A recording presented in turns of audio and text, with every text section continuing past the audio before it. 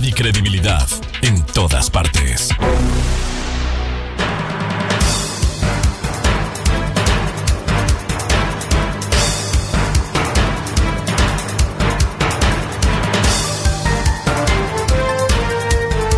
Siete minutos en el territorio continental ecuatoriano, buscando la verdad y abogando por la unidad nacional en pro de la paz y la seguridad en el Ecuador.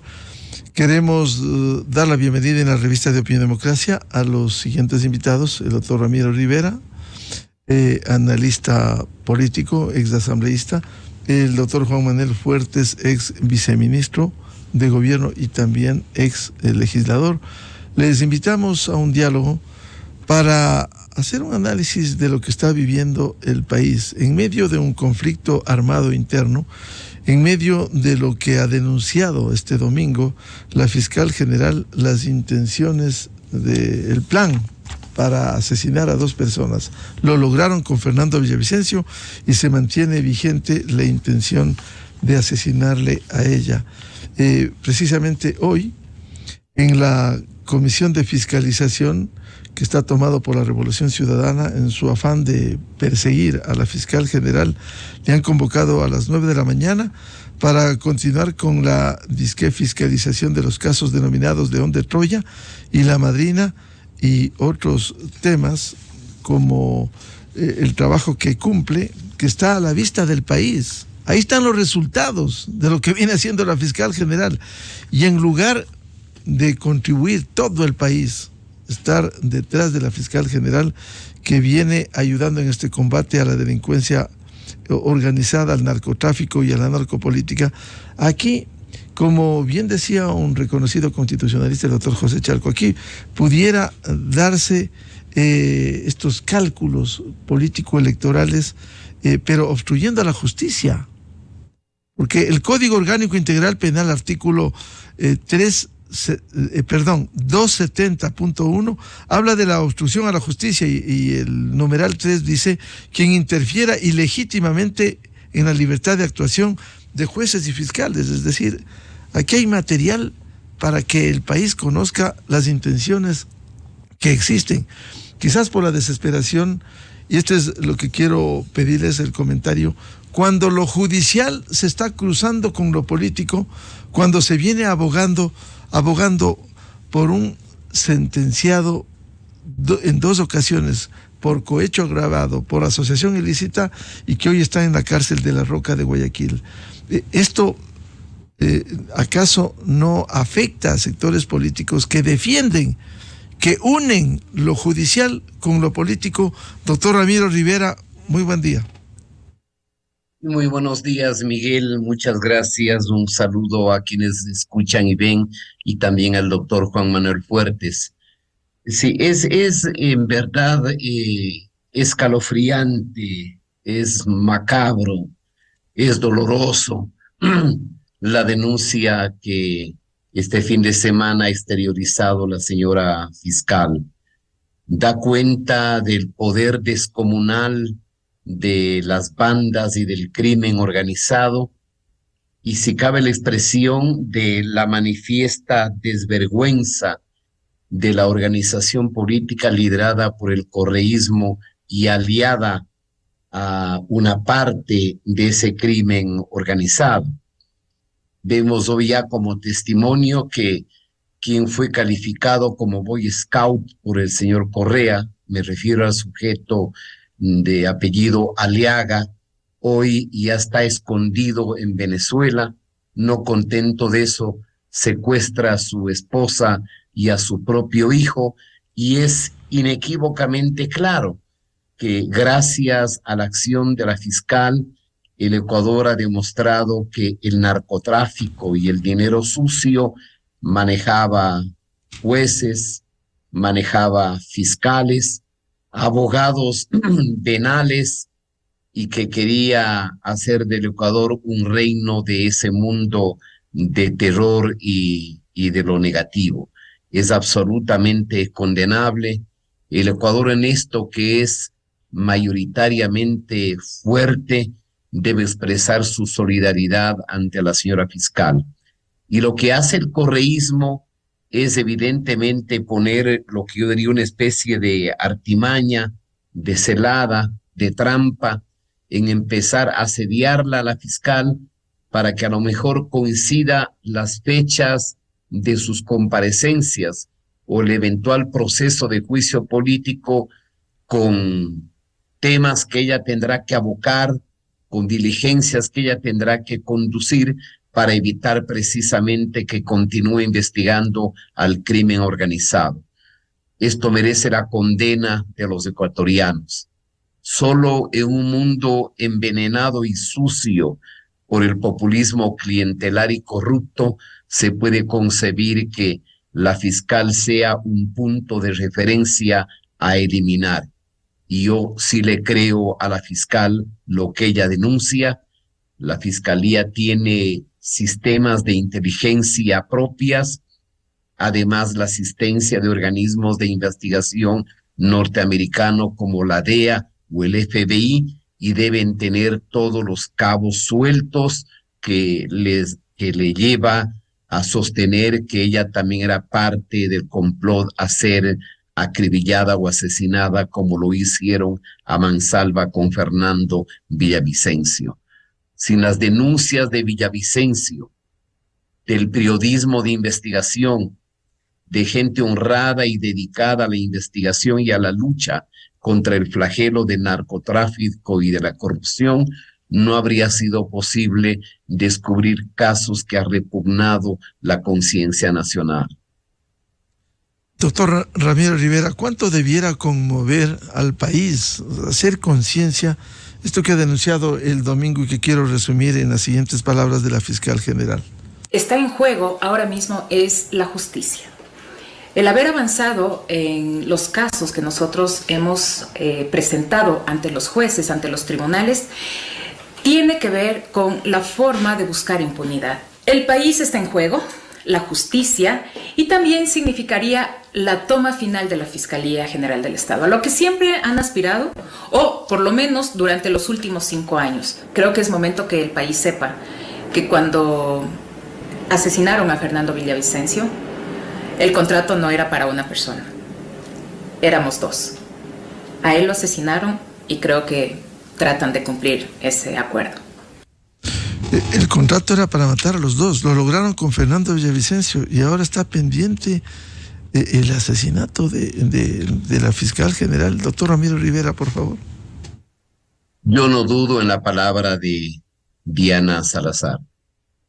Desde el inicio ella fue víctima del asedio y de la persecución de las bandas de narcotráfico, del crimen organizado. Quizá los ecuatorianos no nos damos cuenta de la enorme y gigantesca magnitud de la amenaza que se cierne contra la democracia ecuatoriana. Ya se ha dicho por parte de los entendidos, el mundo del crimen organizado y sobre todo de las mafias que se han tomado los barrios, las calles, las provincias, las ciudadelas, que han infiltrado el tejido institucional ecuatoriano es tan grande que manejarían al año 1/3 del presupuesto general del Estado. Y por eso me parece un mérito lo que ha hecho hasta ahora el presidente Noboa, el que a través de los estados de emergencia ha involucrado a las Fuerzas Armadas, y por eso ha sido el aval del pueblo ecuatoriano al darle un apoyo a la pregunta A del acto de referéndum superior porcentualmente hablando, porque casi llega al 73%, superior al porcentaje que el pueblo ecuatoriano le dio al señor Correa cuando este sedujo al elector ecuatoriano en el 2007, cuando su votación para la constituyente fue del 71%. La fiscal está diciendo la verdad. Lo que persigue el crimen organizado, las bandas, los grandes delincuentes, el sistema de corrupción y obviamente el señor Correa es la impunidad. Por eso no ha tenido ni siquiera un mínimo de vergüenza en ser tan villano y una suerte de síntesis de la miseria humana al secundar al presidente López Obrador, al utilizar todos los foros internacionales pidiendo el bloqueo del puerto de Guayaquil, pidiendo las sanciones de la Alianza del Pacífico y de la Unión Europea. La vida de Diana Salazar tiene que ser protegida. Y si ustedes advierten, las filmaciones que ella hace ni siquiera son en su oficina. Supongo que debe haber algún sitio que le otorgue cierta seguridad para que no corra riesgos y para que ella haga esta denuncia. Yo sí le creo a Diana Salazar y es responsabilidad de todos los ecuatorianos cuidarla, en especial de la fuerza pública y de los ecuatorianos.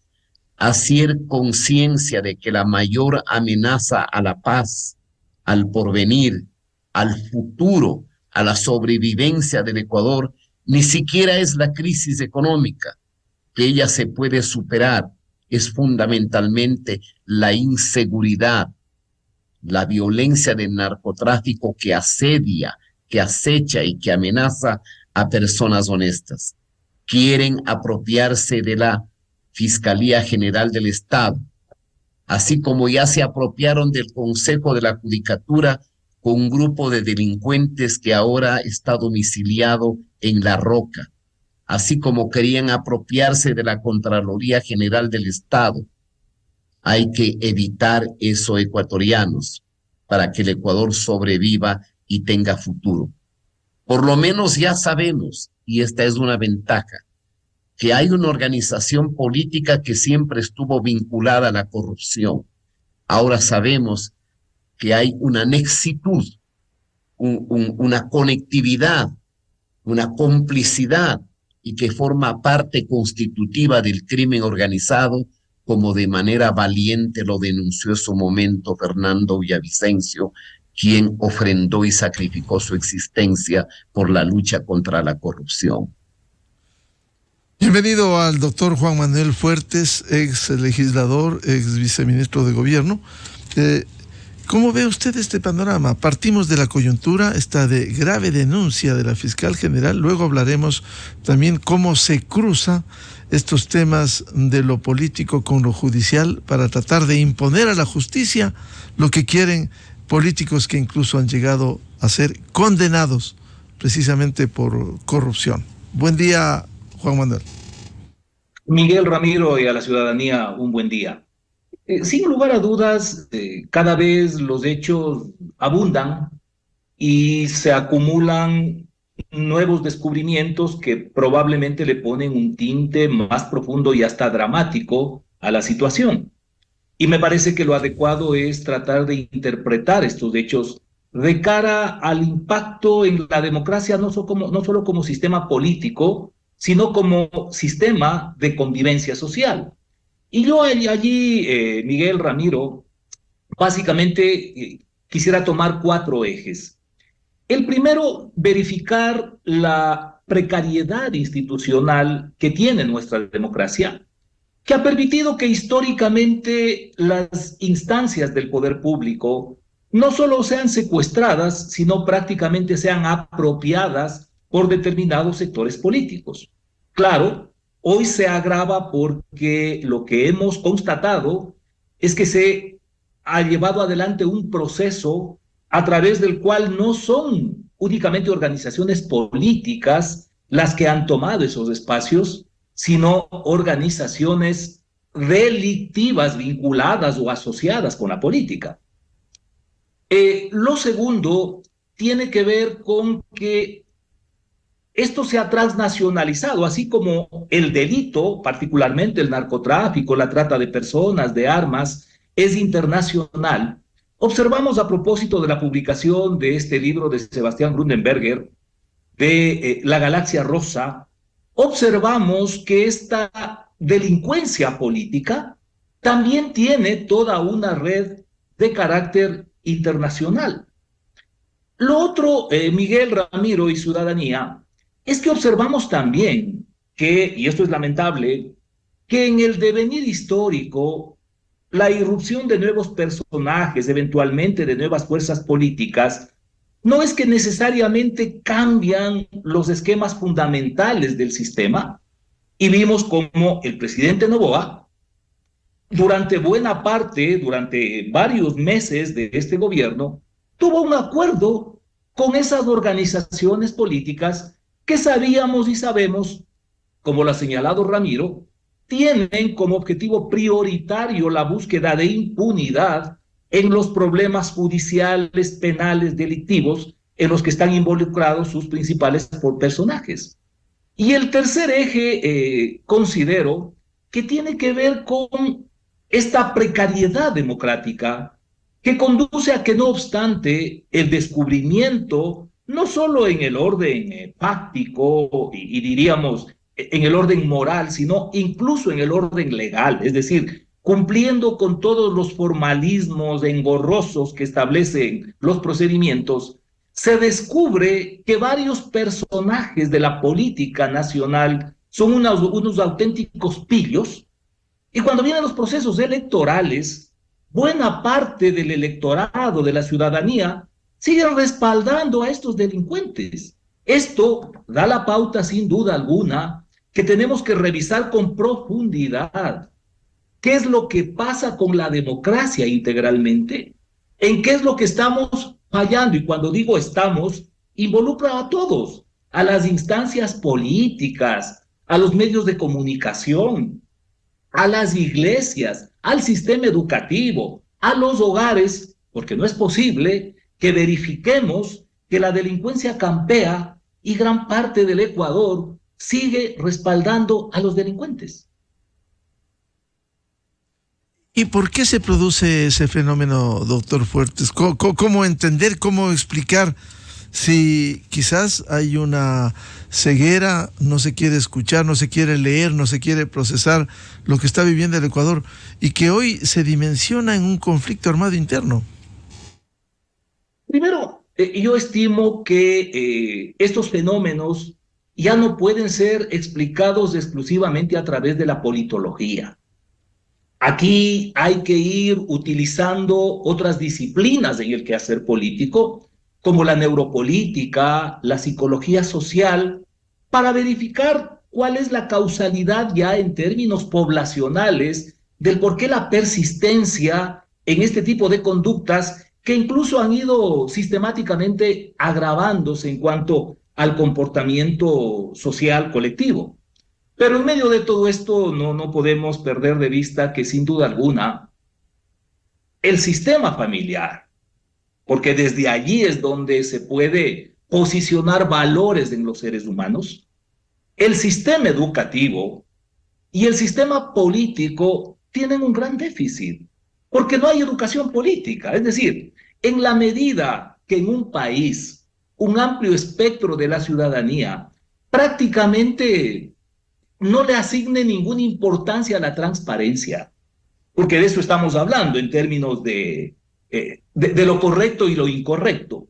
Sí, no hay una valoración sobre la honestidad de los políticos, y a buena parte del electorado le da igual que sean transparentes, que sean honestos o que sean unos delincuentes.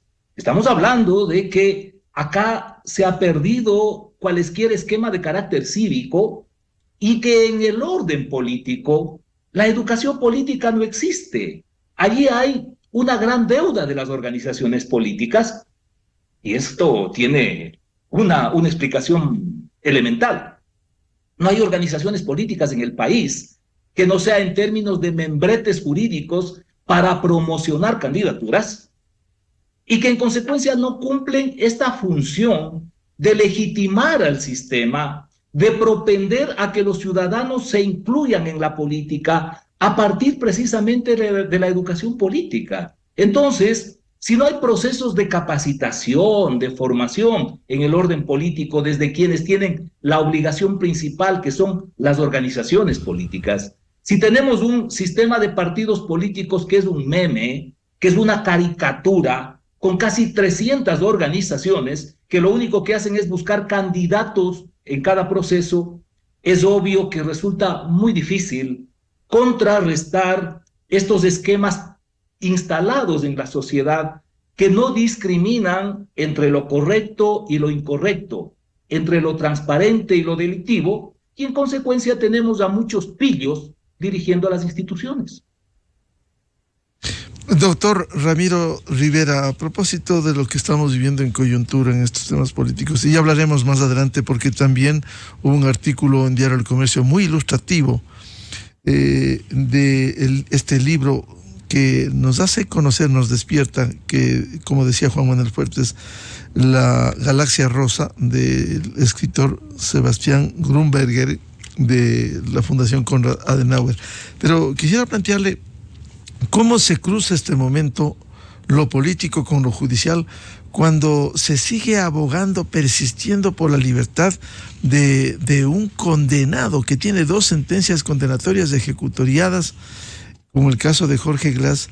¿Acaso esto no abre una ruptura entre los que pueden pensar lo que implica ello y los enceguecidos que siguen luchando? ¿Esto no puede generar una ruptura al interior de esos sectores? Para la democracia, Miguel, la justicia es un componente institucional.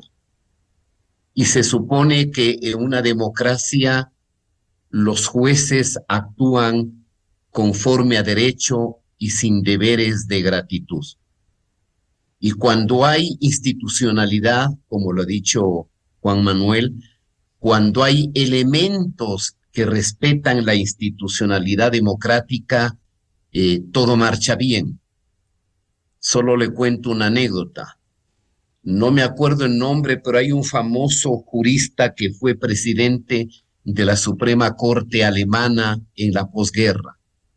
Brillante, uno de los mejores constitucionalistas. Leisbolz, más o menos pretendiendo pronunciar en alemán su apellido. Él emitió una vez una sentencia y Alemania le criticó que en su sentencia había incurrido en un autoplagio. ¿Qué significó eso? Que en su propia sentencia puso un párrafo que él había escrito en uno de sus libros.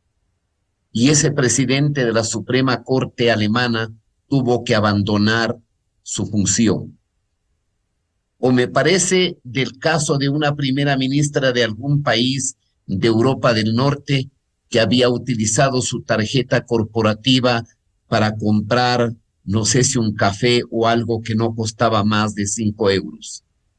Ella fue relevada de su función. ¿Qué quiero decir con esto? Que en sociedades donde funciona la ética, sociedades donde hay división del poder, el poder es limitado, donde hay justicia, donde hay un poder legislativo serio, representativo, con partidos que ameritan llamarse tales, las instituciones y la democracia funcionan. Y el gran problema hoy del mundo occidental, que de alguna manera es un elemento que topa el libro publicado por la Fundación Konrad Adenauer, pone al final o en el fondo del problema el enfrentamiento o el dilema entre la sobrevivencia de la democracia occidental, diversa, plural, con respeto a la opinión ajena, donde tenga vigencia la libertad de expresión, jueces de probidad e independientes y no jueces con deberes de gratitud, menos jueces como brazo de venganza política o de corrupción, como lamentablemente sucede en el Ecuador. No es viable la democracia en el mundo. Fíjese usted, he tenido la oportunidad la semana pasada de participar en un congreso internacional de periodismo, donde estuvieron expertos de algunos países de América Latina y particularmente de Europa. Y fíjese lo insólito. El señor embajador de la República Federal de Alemania decía que tal era la penetración del crimen organizado en el mundo entero, que en el puerto de Hamburgo por el que deben ingresar miles de containers al día y que no es posible escanearlos todos en su totalidad, o que en los puertos de Bélgica y de otros países europeos ya estaban de alguna manera controlados por los grupos mafiosos, que funcionarios estaban cooptados por el dinero sucio y que ya existía la vacuna. ¿A dónde nos lleva esto? A que América Latina durante mucho tiempo fue, diríamos, no solamente que el patio de atrás de los Estados Unidos, y que Europa más se preocupó luego de la caída del muro de Berlín de la reconstrucción de la Europa oriental, donde había colapsado el socialismo real, y que Europa también tenía tensiones con el mundo árabe, con el problema israelí o con relaciones de la geopolítica, pero que hoy Europa volvía con enorme preocupación respecto a América Latina. Uno de los más brillantes comunicadores de Chile decía: en Santiago de Chile ya no es posible caminar solo a partir de las 6 de la tarde, porque no solamente que está aislado y que la gente se esconde en sus casas, sino que hay asesinatos, hay venta de drogas, hay sicariato, y las mafias se pelean por el mercado en las escuelas, en los colegios y en los barrios.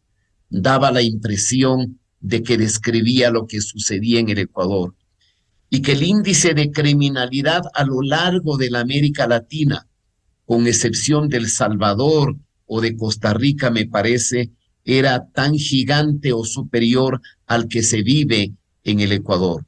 De tal manera que me parece que este momento estamos enfrentados a un enorme problema de penetración del crimen organizado, ya no solamente en el tejido institucional, sino también en las instituciones propias e inherentes al sistema político, que son los partidos políticos. Si hay, podríamos decir, un fenómeno de globalización, de transnacionalidad de los fenómenos sociopolíticos, es algo evidente. Digamos, como ejemplos, el Internet, las redes sociales, podríamos ya considerarlos como un fenómeno de comunicación universal, que desconoce fronteras, que desconoce nacionalidades. Hoy los grupos del crimen organizado o las organizaciones que propagan el discurso de odio tienen granjas de trolls o de bots instaladas a lo mejor en Venezuela, en Rusia, en Siria, en Bielorrusia, en Irán o en cualquier otro país africano. No entiende usted de otra manera que cuando usted participa en una red social tiene una avalancha de insultos, de basura y de desperdicio. Entonces es una pena que aún la revolución digital, que podría servir para los procesos educativos, que podría servir para formar nuevos liderazgos, son verdaderos de odio y de discriminación, de discurso de odio, de rencor y de resentimiento. Lo mismo sucede con el descrédito de los sistemas políticos. El descrédito de los sistemas políticos, el fenómeno de la crisis de credibilidad, de representación o de legitimidad, ha hecho de que con los parlamentos o los referentes institucionales que tienen que ver con la política caigan en el desprestigio de lodazal. Y si bien podríamos decir con sobrada razón de que no es posible una sociedad democrática donde no haya libertad de expresión, tenemos que sostener también que no hay democracia viable sin partidos políticos. Y eso es lo que colapsó en el Ecuador, ya sea por defectos propios, por la incapacidad de llegar a acuerdos, por la incapacidad o el déficit de darle un nivel de seriedad y de credibilidad a la política, y fundamentalmente por la irrupción del populismo correísta que, acarreando un discurso de odio y de corrupción, lo degradó mucho más de lo que estaba. Quienes empezamos en la juventud soñando con mejorar la democracia ecuatoriana, nos vemos ir los rostros y decimos: han pasado 30 años o 40 años y el sistema político se ha podrido. Que en vez de progresar, hemos retrocedido. Que en vez de mejorar, hemos empeorado. Que en vez de involucrar en la política a gente sana, a gente buena, con valores, con principios, con sentido de responsabilidad por el bien común, la política está copada en su mayoría, y no puedo obviamente generalizar ni universalizar el criterio por gente mediocre que no tiene sentido de la política como servicio público, sino como oportunidad para enriquecimiento, y que hay un pacto colusorio evidente y armónico entre la política, la corrupción, el crimen organizado y el narcotráfico. Y este es un escenario que nos tiene que preocupar a los ecuatorianos, tiene que preocupar al conjunto de la institucionalidad, al mundo religioso, al mundo cultural, a la academia, a las organizaciones no gubernamentales que fueron desmanteladas y destruidas en la década de la corrupción y del autoritarismo, para poder reconstruir primero la democracia y defender la democracia. Es doloroso decir que el mundo, y sobre todo América Latina y particularmente el Ecuador, ha sido arrastrado al filo del abismo o la disyuntiva, o donde tenemos la opción de defender con todos los defectos que tenga la democracia, que como dijo algún momento ese gran personaje de la historia inglesa y universal, Winston Churchill, pueden ser la peor de las instituciones, la democracia, pero es la menos mala de la que existe en el mundo. Hay que defender la democracia, el pluralismo, la libertad, la tolerancia, los partidos políticos. Y los partidos políticos son un mal necesario, pero lo que existen no son organizaciones políticas. Es un remedio, o como ha dicho el doctor Fuertes, es un meme, es un chiste, es una caricatura, es un negocio, es un mercado, es un baratillo donde se esperan las elecciones para alquilarlos, para arrendarlos, para rentarlos. Y hoy el mérito para acceder a la representación no precisamente es la probidad, no es la hoja limpia, no es la capacidad, no es el testimonio, no es el acervo de la ética, sino la capacidad de maniobra y el poder colusorio con el mundo criminal o con el dinero sucio del narcotráfico. Esa es la tragedia, no solamente de Ecuador, sino de una buena parte de América Latina.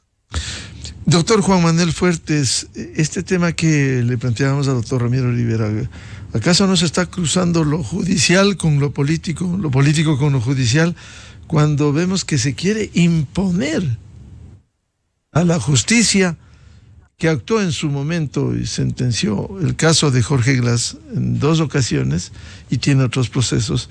Y ahora esto incluso no puede generar, entre la sensatez de la que hablaba el doctor Rivera, el entendimiento de la problemática y no el enseguimiento que de alguna manera genera una ruptura en estas posiciones. Bueno, el contexto que ha formulado Ramiro me parece que es muy pertinente para explicar no únicamente lo que usted pregunta, Miguel, sino sobre todo para tener claros los desafíos que se deben asumir. Es decir, el problema no solo de la democracia, digamos, el problema de la humanidad, porque, insisto, la democracia no es únicamente un esquema de estructura administrativa, institucional, política, sino es un sistema que permite una convivencia de los seres humanos en un marco de libertad y de racionalidad. Y lo que nos está hablando Ramiro con todas estas vinculaciones testimoniales, incluso de algo que me parece tremendo, lo que ha dicho el embajador alemán en este seminario de periodismo, en el sentido que incluso el primer mundo prácticamente se ve indefenso ante el embate de los criminales, lo que nos conduce es a verificar que no es nada extraño, sino más bien una consecuencia lógica, que en la medida que estos poderes mafiosos tengan interferencias aisladas, individuales, como es el caso de la ministra fiscal y eventualmente de algunos jueces, quizá no por convicción muchos de ellos, sino porque se ven obligados por la presión social a actuar en la línea de lo que acusa la fiscalía. Por supuesto que tiene que generar una reacción endiablada de quienes van a verse afectados en sus intereses y en consecuencia tratan desde el contexto de efectuar una suerte de licuado de tal manera que los problemas judiciales se vean también absorbidos por el debate político, y eso explica el por qué entonces quienes ahora presiden determinadas comisiones en la Asamblea Nacional se dediquen a tratar de que en una suerte de pretrituradora la ministra fiscal acuda para que con ese antecedente eventualmente en el juicio político pueda esto trastocar la línea que en inicio parece bastante clara en el sentido de que no habría votos para la destitución.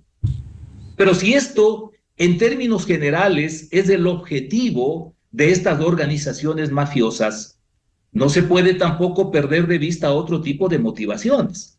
Es decir, yo me pongo a pensar, porque lo he señalado en algunas ocasiones, para el correísmo, Glass es la caja negra. En la medida que a él le encomendaron en los gobiernos de Correa funciones en espacios en donde se manejaba muchísimo dinero por las contrataciones, que era en el tema de los, entre comillas, sectores estratégicos, y se ha comprobado judicialmente lo que, judicial pero parcialmente, porque seguramente está muchísimo más por descubrirse, pero se ha comprobado todas las pillerías que hacían allí. Es de entenderse que Glass era el principal ejecutor de una política de corrupción a través de la gestión en esos espacios de la administración pública. Por lógica, hay que asumir que Glass tiene toda la información de las pillerías que efectuaron. Y es entendible desde el punto de vista humano, porque me imagino que a nadie le gusta estar preso, privado de la libertad. Y más aún con la amenaza de tener condenas adicionales que le obligarán a estar preso muchos años más. Y esto debe llevarle al señor Glass a amenazar que sí, desde sus instancias, entre comillas, institucionales, es decir, desde su organización política, desde los espacios que controla esa organización política, no ejercen una defensa férrea para impedir que las próximas inminentes sentencias condenatorias se consumen. Él suelta la sopa, abre la boca y cuenta todo lo que ha pasado, que seguramente involucrará a otros personajes conspicuos de esa línea política. Entonces doctor Fuertes, lo que usted señala, precisamente, eso no genera una ruptura de hecho al interior de esta organización, entre los que defienden a rajatabla y los otros que dicen, bueno, cuidado, ¿hasta dónde vamos? Miguel, un principio básico entre los delincuentes es el de la lealtad. Es así como en el mundo militar, el tema de la disciplina, de la obediencia, es trascendental. En el mundo del AMPA, la lealtad entre delincuentes es básica para la permanencia del sistema. Por eso es que precisamente uno de los instrumentos a los que recurre la administración de justicia en diversos países es a quebrantar ese principio de la lealtad. cuando se premia la delación, la colaboración eficaz, de tal manera que no es de admirarse que más bien este tipo de situaciones fortalezcan más a las organizaciones político-delictivas, porque en definitiva, del mantenimiento del silencio, del guardar la información, del no delatar, de ser leales entre delincuentes, es básico. Doctor Ramiro Rivera, esto que le planteaba al doctor Juan Manuel Fuertes, ¿hasta dónde puede ir una lealtad de estos sucesos, la defensa, que pudiera ir hasta el intento que tienen de lograr la libertad de un condenado? Y por otro, quiero plantearles tanto a Ramiro Rivera cuanto a Juan Manuel Fuertes, ex legisladores, esta intención en la Asamblea Nacional de ponerle zancadilla hasta llegar a la destitución, incluso la denuncia de la fiscal de asesinarle, ¿no pudiera caer en la figura legal del COIP, del Código Integral Penal, de las obstrucción a la justicia, artículo 270.1, que habla de la obstrucción de la justicia, y el numeral 3 dice: interferir ilegítimamente en la libertad de actuación de jueces y fiscales? Esto que están haciendo, hoy les llaman a las 9 de la mañana a la fiscal, ya dijeron, si es que se cruza con las tareas que cumple la fiscal, le vamos a declarar en rebeldía. Es decir, ¿qué es esto, doctor Rivera? Bueno, es evidente que para las tendencias autoritarias del poder, para los grupos mafiosos y para la mafia infiltrada en la política, la justicia les es útil como un brazo de venganza y un instrumento de impunidad. Y esto hablemos claro. Detrás de esto está esencialmente el partido del señor Correa, la Revolución Ciudadana. Le he escuchado el criterio mesurado y brillante de este joven constitucionalista José Chalco y la tipificación de penal de obstrucción a la justicia. Es verdad, los parlamentarios tienen dos prerrogativas. La una, la inviolabilidad de sus expresiones. Significa eso que usted no puede sindicarlos por lo que dice, por la palabra. Esta es una conquista que tiene la humanidad desde los parlamentos medievales en Inglaterra. Y tiene el otro privilegio, que es el de la inmunidad. Pero la inmunidad simplemente es un obstáculo procesal que implica la autorización del Pleno para incoar al legislador por delitos comunes. No descartemos que se pueda configurar el delito tipificado en el COIP de obstrucción a la justicia, porque lo que este tipo de legisladores de mediocridad vinculados al bajo mundo de la política y que provienen esencialmente, no todos, algunos, del correísmo, produce repugnancia. Le quieren colocar a la fiscal en el dilema de la trampa, del engaño, de la celada, para declararla en rebeldía. Primero, no creo que haya organización política en el Ecuador que quiera vender un mínimo básico y elemental de probidad y de decencia que le acolite, que sea cómplice del correísmo en la pretensión de la censura a la fiscal general. Quien hace eso estará condenado a una contundente derrota electoral en el 25. Segundo, el jefe de Estado, que al inicio creyó que un acuerdo parlamentario iba a servir para la gobernabilidad, más temprano que tarde, supongo y entiendo, ha descubierto la maldad y la perversidad que está ubicado en el correísmo. Tercero, esta situación y sobre esto escribí un artículo la semana pasada, da cuenta del atardecer del caudillo. Porque, como se suele decir, uno puede engañar algunas veces a algunos, un poco tiempo a todos, pero nunca puede engañar usted todo el tiempo a todos. Lo dijo algún filósofo cuyo nombre no me acuerdo este momento, me parece que uno de los padres de la Constitución norteamericana. El correísmo va poco a poco en declive.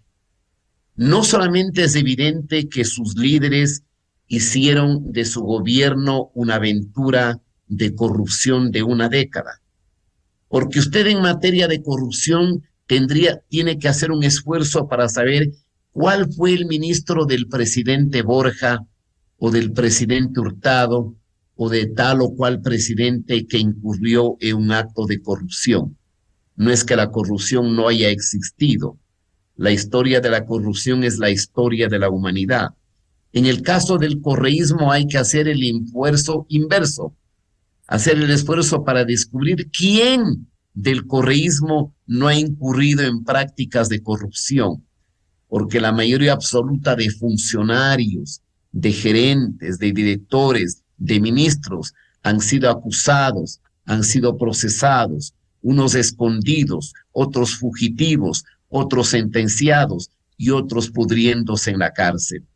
Gracias a la justicia norteamericana se han tenido que descubrir muchos casos de corrupción que la complicidad y la mediocridad de una parte de la justicia ecuatoriana lo tapó y lo ignoró. El caudillo ha perdido el Consejo de Participación Ciudadana, ya no lo tiene. Era un instrumento para la hegemonía del poder. Ha perdido el Consejo de la Judicatura, que con este sujeto de apellido Terán, estrambótico y extraño, se creía venido de las estrellas y predestinado a ser presidente de la República cuando no era sino un instrumento vulgar del caudillo Rafael Correa Delgado. No tuvieron el control de la Contraloría General del Estado. Perdieron el control de la Corte Nacional de Justicia para poner jueces a su servicio. El joven Boy Scout de Aliaga ahora es el ruso parte de Metástasis y de La Purga. Y ya se han producido grietas en esa organización política. Porque los caudillos no son para siempre. Los caudillos tienen sus primaveras, pero también tienen sus otoños. Y me parece que este momento Correa vive el atardecer de su dominio hegemónico del pasado. No solamente que su socio, su binomio, su compinche, su allegado es Glass. Como se ha dicho, Glass es la caja negra del correísmo. El momento que hable Glass, el señor Correa se liquida. Está bien que en los discursos lo diga, que si le descubren que ha robado 20 centavos, él se suicida. Al igual que como durante 17 ocasiones amenazó con renunciar a la presidencia si sus caprichos no eran acatados. Hoy vivimos el atardecer de ese caudillismo. Y el proceso electoral del 25 le será absolutamente adverso. No descarto que a lo mejor, si en el escenario del 25 no hay una dispersión, el nuevo presidente no tenga ni siquiera la necesidad de una segunda vuelta. Todo depende de la capacidad del presidente Noboa en no cometer errores, en fortalecer su campaña contra el narcotráfico, en reclutar elementos que valgan la pena. Y todo depende de que en el otro lado democrático haya la suficiente racionalidad para hacer una propuesta de centro democrático viable, sensata, sana y saludable para el futuro de la democracia ecuatoriana. Este momento el correísmo está viviendo su peor momento, su atardecer, su invierno, su otoño, su momento de nieblina, de tristeza, porque lo que robaron fue demasiado y usted no puede esconder el dinero sucio. Es imposible esconderlo.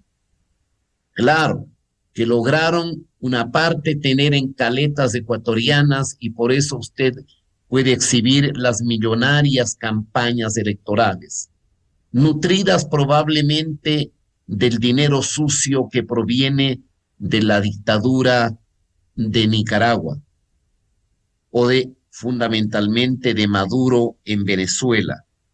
No descartemos que tenga inyección de regímenes autoritarios de Europa, en este caso de China. No descarte que tenga alimentación financiera de Irán, pero sobre todo el flujo del dinero sucio del narcotráfico. Y cuando alguien se involucra en el narcotráfico, está condenado a perecer en el mismo, porque la delación, el arrepentimiento o la separación les cuesta muy caro. Porque digo, si una ventaja, para decirlo en términos de ironía, ha logrado descubrir el Ecuador, es que la organización política que lidera Correa ya no es que se trate de manera inequívoca o manifiestamente clara de ser una organización corrupta, sino que gracias al papel valiente, valeroso y digno de la fiscal general Diana Salazar, el Ecuador ya no duda de los nexos y de los vínculos con el crimen organizado.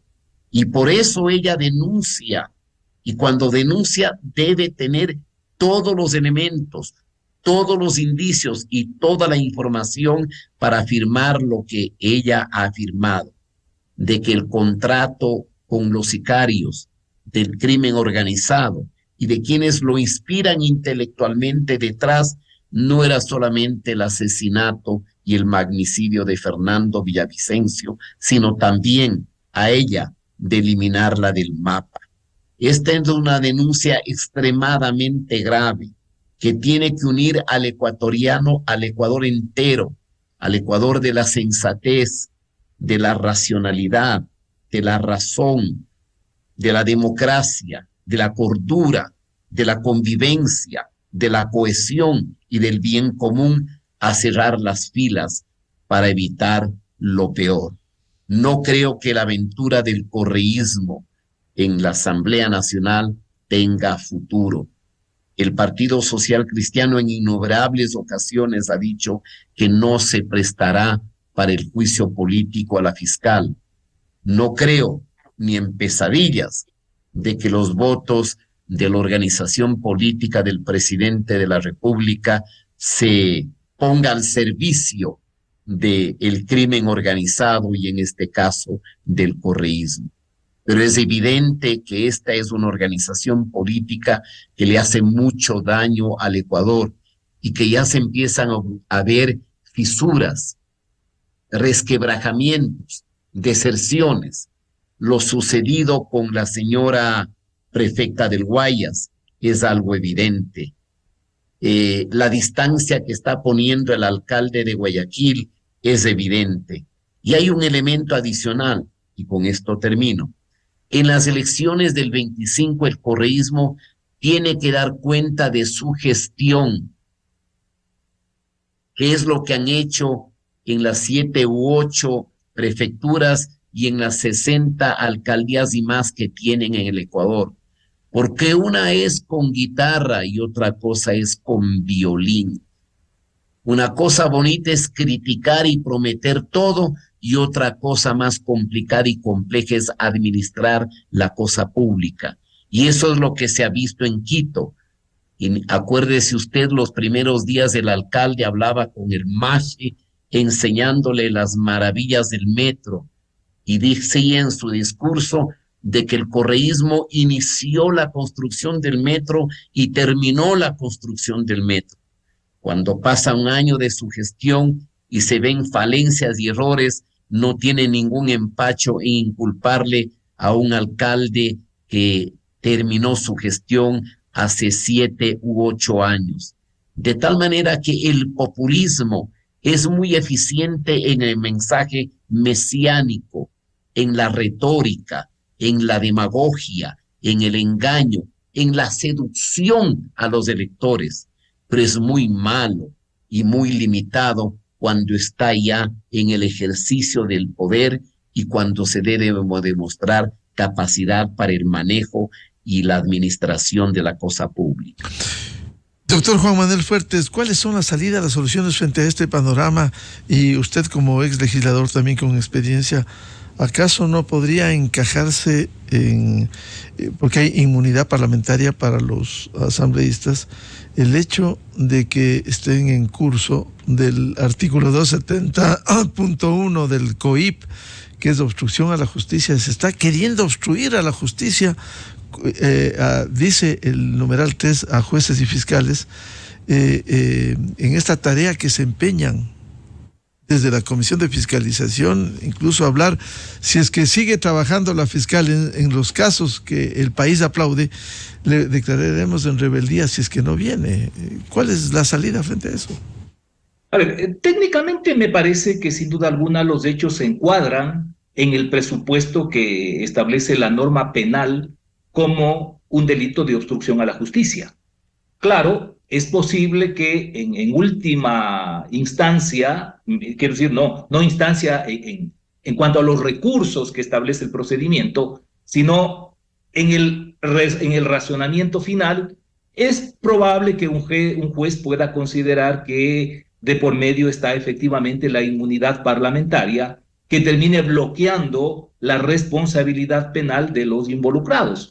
Pero sin perjuicio de que efectivamente se llegase a una sentencia exculpatoria argumentando lo de la inmunidad parlamentaria, me parece que sería un interesante ejercicio más que procesal, más que jurídico, democrático, que efectivamente se pueda indagar y se pueda esclarecer todo este proceso de acoso al que está sometida la ministra fiscal, porque termina siendo un estorbo no en los términos de lo que el presidente Noboa a veces dice que tienes una pajita en el ojo, sino que evidentemente es una brecha que les abre en su carretera a los propósitos que encamina esta banda delictiva que se dedica formalmente a hacer política.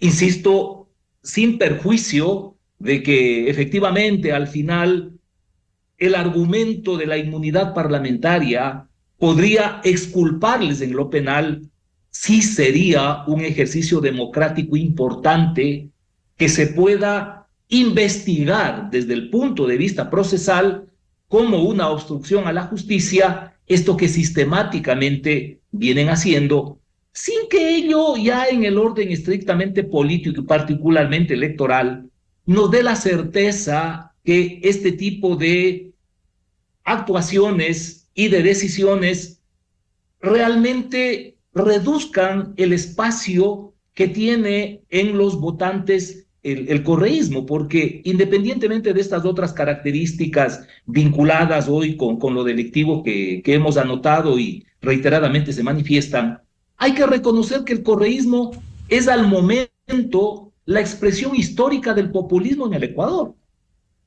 Antes fue el bucaramismo y teníamos una situación similar, se demostraba todas las pillerías y con el caudillo afuera incluso seguían teniendo un importante espacio. Yo coincido con Ramiro en cuanto a la inviabilidad que tanto el gobierno como el Partido Social Cristiano, porque así lo han anunciado además, se pronuncian respaldando una eventual censura y destitución en un juicio político a la ministra fiscal. Pero me parece que desde el lado del correísmo, a estas alturas, por tanto, no necesariamente van a ir tras la destitución de la fiscal, pero sí están lanzando mensajes a su hinchada. Porque mientras para nosotros todos estos hechos los comprendemos, los interpretamos y los condenamos como parte de las maniobras para alcanzar impunidad, ante sus aficionados, ante sus simpatizantes, esto termina siendo un episodio más de persecución contra ellos. Se victimizan.